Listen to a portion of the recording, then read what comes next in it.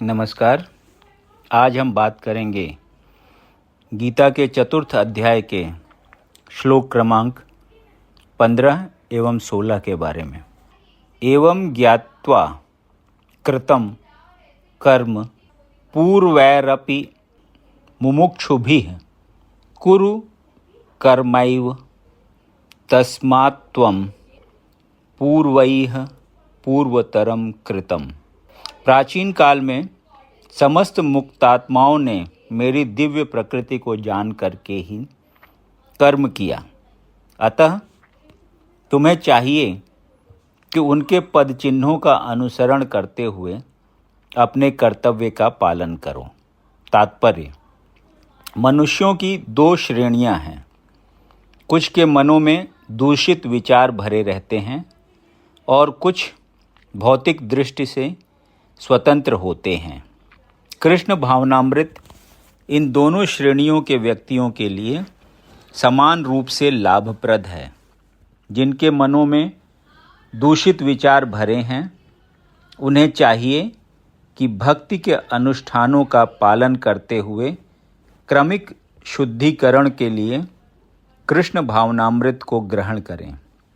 और जिनके मन पहले ही ऐसी अशुद्धियों से स्वच्छ हो चुके हैं, वे उसी कृष्ण भावनामृत में अग्रसर होते रहें, जिससे अन्य लोग उनके आदर्श कार्यों का अनुसरण कर सकें और लाभ उठा सकें। मूर्ख व्यक्ति या कृष्ण भावनामृत में नवदीक्षित प्रायः कृष्ण भावनामृत का पूरा ज्ञान प्राप्त किए बिना कार्य से विरत होना चाहते हैं, किंतु भगवान ने युद्ध क्षेत्र के कार्य से विमुख होने की अर्जुन की इच्छा का समर्थन नहीं किया। आवश्यकता इस बात की है कि यह जाना जाए कि किस तरह कर्म किया जाए। कृष्ण भावनामृत के कार्यों से विमुख होकर एकांत में बैठकर कृष्ण भावनामृत का प्रदर्शन करना कृष्ण के कार्य में रत होने की अपेक्षा कम महत्वपूर्ण है।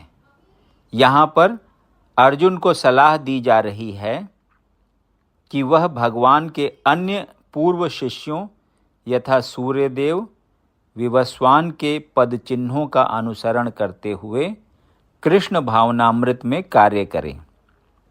अतः वे उसे सूर्यदेव के कार्यों को संपन्न करने के लिए आदेश देते हैं, जिसे सूर्यदेव ने उनसे लाखों वर्ष पूर्व सीखा था। यहाँ पर भगवान कृष्ण के ऐसे सारे शिष्यों का उल्लेख पूर्ववर्ती मुक्त पुरुषों के रूप में हुआ है, जो कृष्ण द्वारा नियत कर्मों को संपन्न करने में लगे हुए थे। किम कर्म किम कर्मेति कवयोऽप्यत्र मोहिताः तत्ते कर्म प्रवक्ष्यामि यज ज्ञात्वा मोक्ष्यसे अशुभात्। कर्म क्या है और अकर्म क्या है, इसे निश्चित करने में बुद्धिमान व्यक्ति भी मोहग्रस्त हो जाते हैं। अतएव मैं तुमको बताऊंगा कि कर्म क्या है, जिसे जानकर तुम सारे अशुभ से मुक्त हो सकोगे।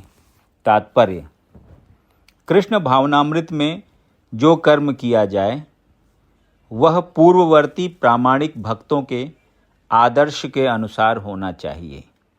इसका निर्देश 15वें श्लोक में किया गया है। ऐसा कर्म स्वतंत्र क्यों नहीं होना चाहिए, इसकी व्याख्या अगले श्लोक में की गई है।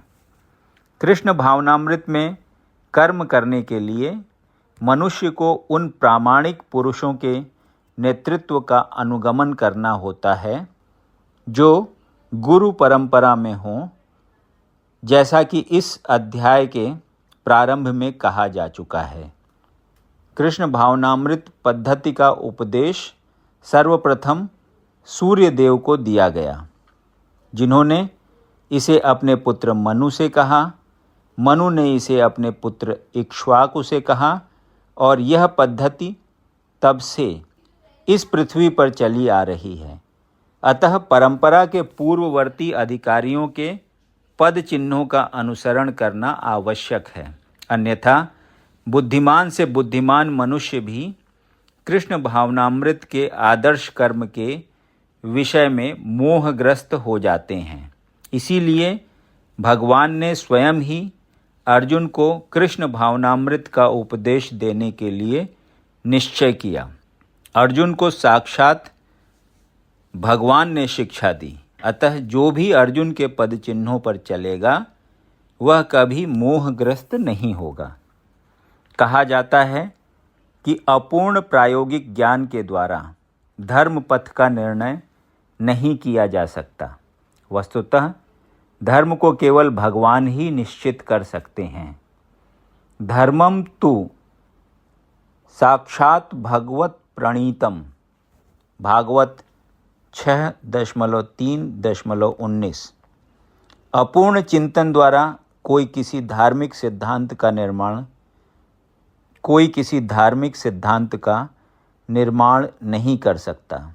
मनुष्य को चाहिए कि ब्रह्मा, शिव, नारद, मनु, चारों कुमार, कपिल, प्रहलाद, भीष्म, शुकदेव गोस्वामी, यमराज, जनक तथा बलि महाराज जैसे महान अधिकारियों के पद चिन्हों का अनुसरण करें। केवल मानसिक चिंतन द्वारा यह निर्धारित करना कठिन है कि धर्म या आत्म साक्षात्कार क्या है।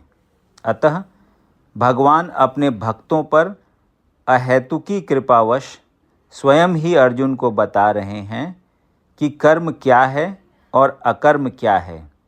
केवल कृष्ण भावनामृत में किया गया कर्म ही मनुष्य को भव बंधन से उबार सकता है। यदि आपको ये वीडियो पसंद आया तो इसे लाइक करें और ऐसे ही अन्य वीडियोज़ को सुनने के लिए इस चैनल को सब्सक्राइब करें। धन्यवाद।